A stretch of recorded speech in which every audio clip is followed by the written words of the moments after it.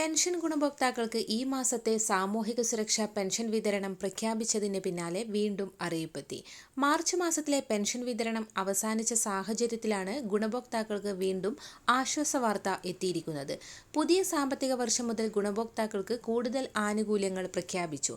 വിധവ, വാർദ്ധക്യ, ഭിന്നശേഷി പെൻഷനുകളിലായി 8 ലക്ഷത്തോളം വരുന്ന NSIP പെൻഷൻ ഗുണഭോക്താക്കൾക്കും തുക എത്തിച്ചേരും. 8.46 ലക്ഷം പേർക്ക് ദേശീയ പെൻഷൻ പദ്ധതിയിലെ കേന്ദ്രവിഹിതം കേന്ദ്ര സർക്കാരാണ് നൽകേണ്ടത്.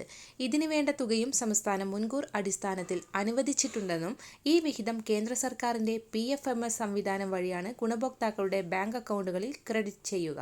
സംസ്ഥാന സർക്കാരിന്റെ ബജറ്റ് പ്രഖ്യാപനം അനുസരിച്ച് 3 ഗഡു പെൻഷൻ കുടിശ്ശികയിലെ ആദ്യ ഗഡു വിതരണവും ഏപ്രിൽ മാസം മുതലാണ് ആരംഭിക്കുന്നത്. കഴിഞ്ഞ ദിവസമാണ് ക്ഷേമ പെൻഷൻ ഗുണഭോക്താക്കൾക്ക് വിഷു കൈനീട്ടമായി 1600 രൂപ വീതം അനുവദിച്ചതായി ധനമന്ത്രി KN ബാലഗോപാൽ വാർത്താ സമ്മേളനത്തിൽ അറിയിച്ചത്.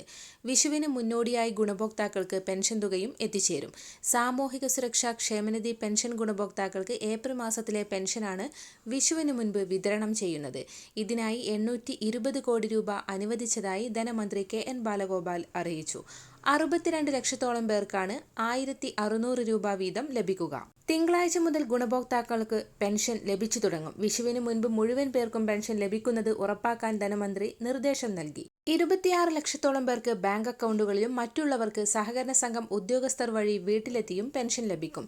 മാർച്ച് മാസത്തിലെ പെൻഷൻ തുക ലഭിക്കാത്ത ഗുണഭോക്താക്കൾക്ക് ആ ഒരു തുക കൂടി ചേർത്ത് 3200 രൂപ വീതം എത്തിച്ചേരും.